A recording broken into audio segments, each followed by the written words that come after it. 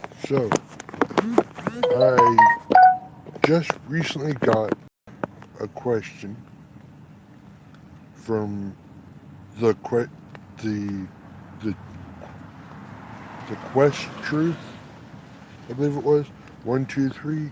Um, anyway, how did I become homeless?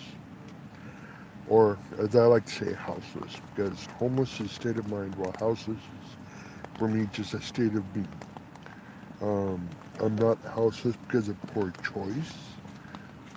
I'm houseless because no one will rent to me because of being poor. Um, Last year in April, I retired from being a caretaker for the last 20 years at an inner city LGBT sanctuary in Oakland, California, called the Chaos Cabaret Mandelbrot Consciousness Collective. It's still in existence. I just retired.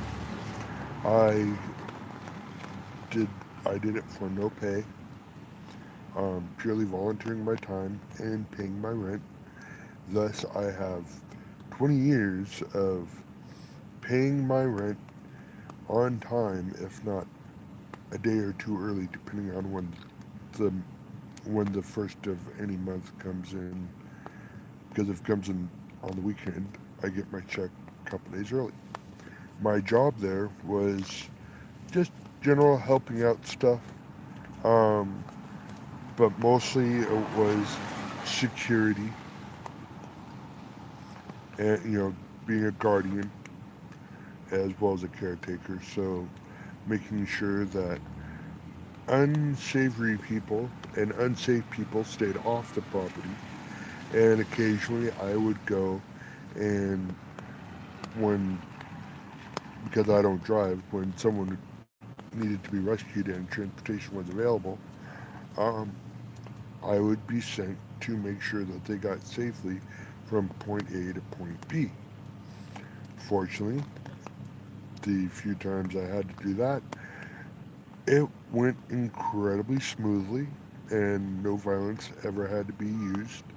Although one time I did have to use very strong language. Um, but yeah, but so last year in April I retired.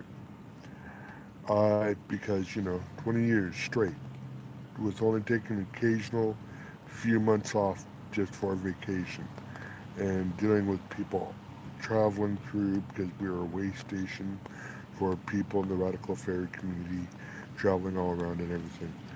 Um, as well as providing safe space for people who needed safe space from violent living situations um, within the radical fairy community. So when I retired, I moved to a friend's house in um,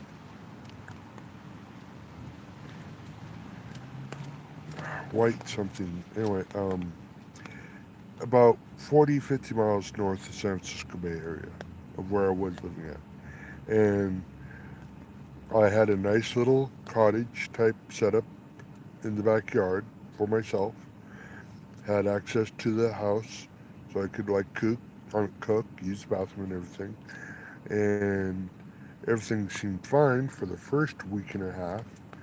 And then everything went to shit because my friend, and am on purposely not naming her name because this is not a naming thing. This is just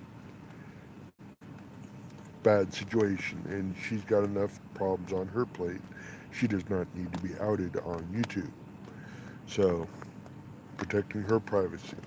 But my friend chose to hide the fact that she had a methamphetamine problem, usage problem, and within less than a month, what seemed to be a safe environment when I first moved in turned into incredibly dangerous and violent, possibly violent, I should say.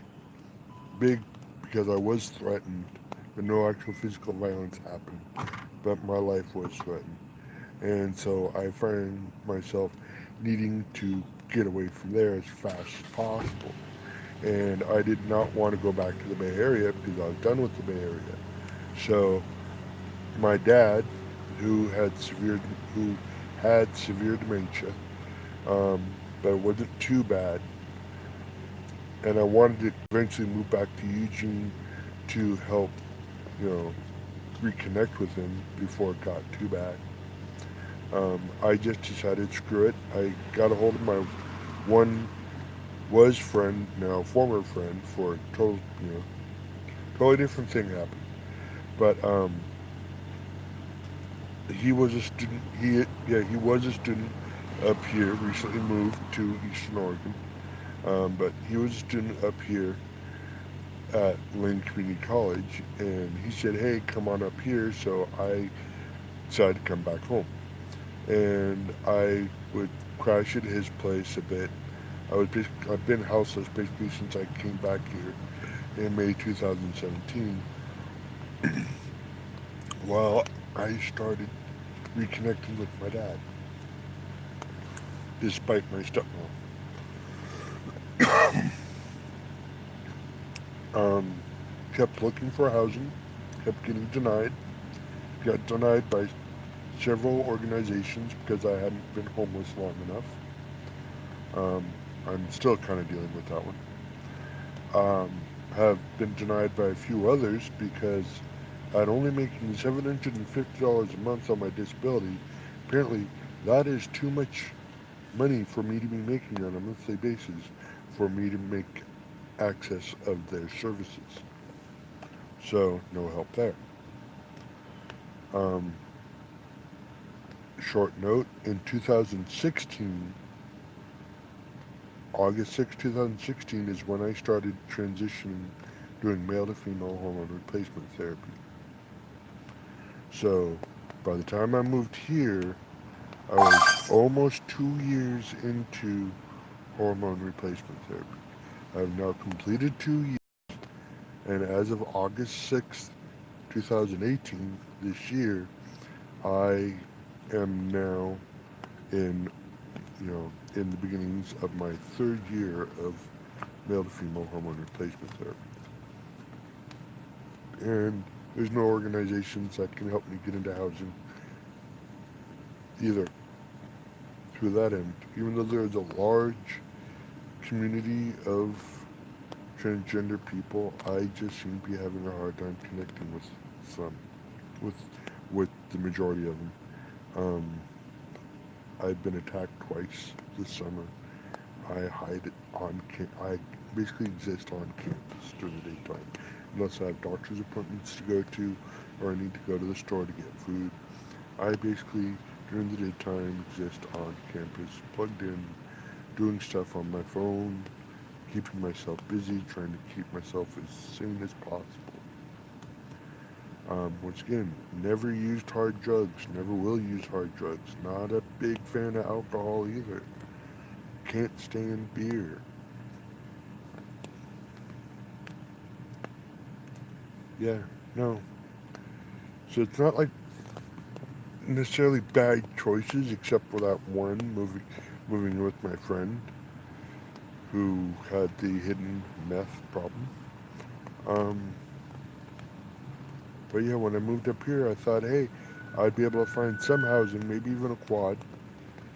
I had no idea that housing property management companies have such a hard lock on who gets to move in and who doesn't.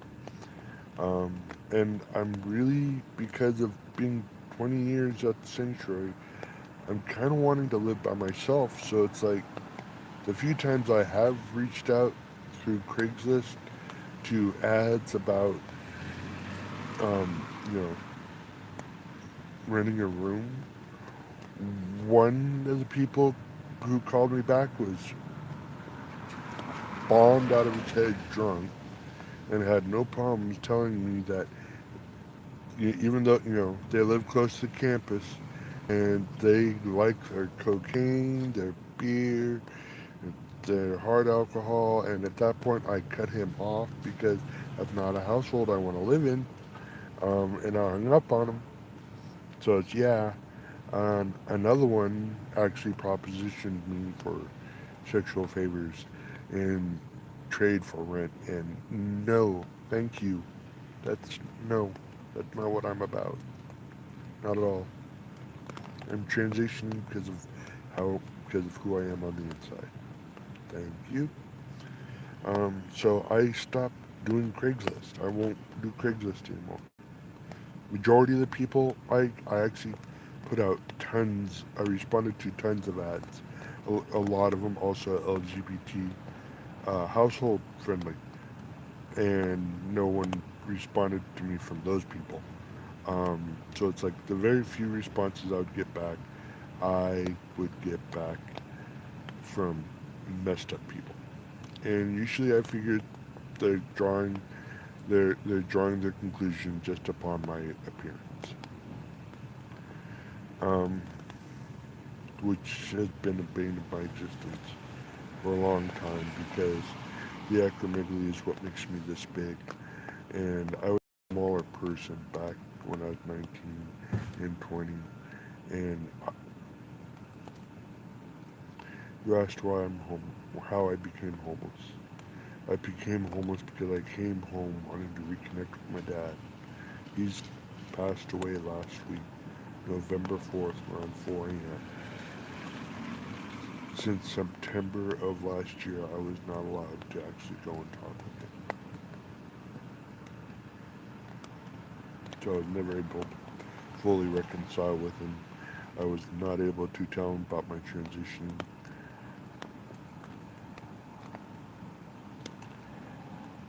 So I do what I can to stay out of trouble. Sometimes I shoot live stream videos. Sometimes I watch TV on my phone. Sometimes I play a couple of video games, a solitaire video game, Texas Hold'em video game, or listen to music. But when I'm listening to music or anything else, I'm always in deep thought. Because I can't help but be in deep thought. There is no shallow end to my thought pool. There's only deep. So I hope that answers your question of how I became homeless.